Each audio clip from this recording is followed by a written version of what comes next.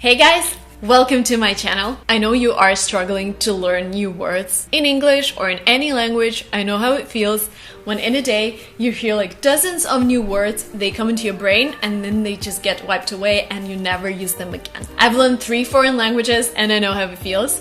So today, I'm going to talk about methods that are going to help you memorize the words, and actually with these methods you can learn thousands of new words in a day.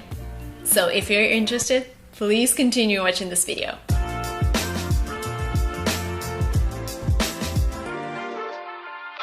Method number 1. When you learn a new word, make sure that you've learned all of the forms of it. For example, there are some words in English that can be used both as a noun, which is an object, as a verb, which is an action. For example, milk. Yes, milk is a drink, comes from a cow, but to milk is actually a verb and it means to get milk out of a cow. So to milk seems obvious and you've already known the word milk, but yay, there's another meaning. So many words like that. The most obvious ones are, for example, love, hope, kiss, drive, work, and there are many more. So you learn one word, but you actually learn 2 words. Number 2, there are words that end with T-I-O-N, for example, ambition. Guess what? In many languages, especially across Europe and maybe South America, they might sound completely the same. For example, ambition, Spanish, ambición. Correct me if I'm wrong, I've never learned Spanish, but I'm trying for you guys. I know there are a lot of Spanish speakers watching. Ambición in German, ambizione in Italian. Basically, these words are gonna sound pretty much the same. Other words that I can use: motivation, motivación, motivazione, dissertation, profession, portion, intonation, convention, sanction, and many other words. Write down the list of them, they're all gonna be the same. So the trick is, all the words that end with T-I-O-N in English are gonna sound pretty much the same in your language. Number 3, oh my god, is my favorite. Whenever you learn a new word, Google it first and go to the images section. You know why? Because sometimes you're gonna see pictures that are gonna remind you of characters or things you've seen before and you've named before, and they're just the same as the word that you're learning. For example, spear, which is a weapon. Hello, Britney Spears has the same last name, and I've actually used the word spear like thousands of times in my life because I love Britney Spears. Another word is beetle, and beetle is the small bug that can bite you, that flies, whatever, a beetle. And the first thing that comes to my mind, and that Google will show you, is New Beetle car by Volkswagen. The car, this small nice car, you know, there was this computer game when I was like 10 years old and you ran away from like police in Chicago. So they always used Volkswagen New Beetle. And yes, hello, I've been using this word for like hundreds of times in my life. Another great example is Gosling, and Gosling is a baby goose. And yes, Ryan Gosling, hello, Ryan Baby Goose. You will remember this forever. Method number 4. What you need to remember is that words in English have several meanings, and those meanings can be completely different, so make sure you learn at least 2 or 3 of those meanings. For example, the word to fire. To fire means to let somebody go, for example, an employee. You're fired. At the same time, the noun fire, you know, flames, all of that. If we talk about a word date, so to date means to go out with a loved one or with a person you really fancy, then a date itself is an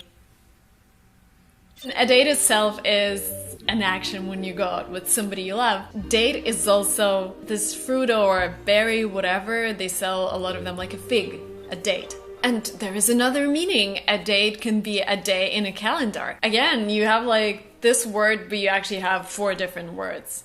Another example is to miss, and to miss means miss a bus. When you lost the bus, it is gone. When you miss somebody, you really long to see them, and Miss is a girl, so Miss Marina Mogilko, for example. Number 5, one of the easiest ones, because there are so many words that sound pretty much the same in every single language, and you don't even need to translate or adjust them or whatever. You just pronounce them in an American way or pronounce them in a British way, whatever you want to sound. For example, aquarium. In Russian it's aquarium. In German it's aquarium. In French, I don't know, aquarium? I don't know, but you got what I mean. Other great examples are antidepressant, avocado, caramel, cocktail, scandal, organist, and I can go on, and that would be like hundreds of words that sound exactly the same as in many other languages.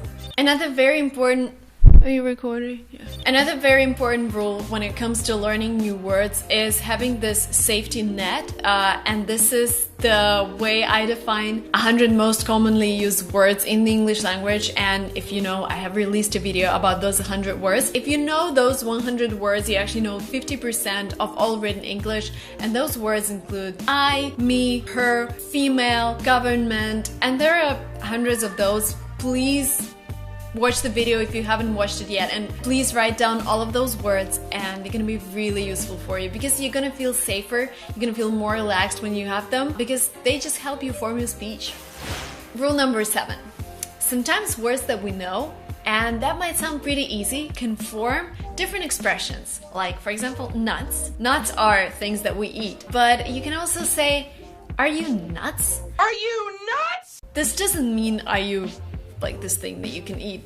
This means have you gone crazy? There are so many expressions like that in English. So again, when you're learning a new word, make sure you know everything that is connected with it, whether it has other forms, whether it has other meanings, or maybe it is used in a completely different way in a different expression. Another great example, I feel blue. It doesn't mean that I feel like a blue color, it means I feel sad.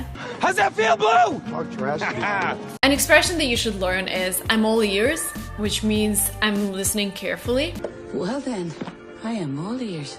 This is how we go to the next method. When you really like a phrase or a word or anything, try to use it straight away. For example, if you're enjoying watching this video, if you think that things that I say make sense, you can comment below, Marina, I was all ears while I was watching your video, or just Marina, I'm all ears, which means for me that you liked the content, which means that you were listening attentively, maybe writing things down.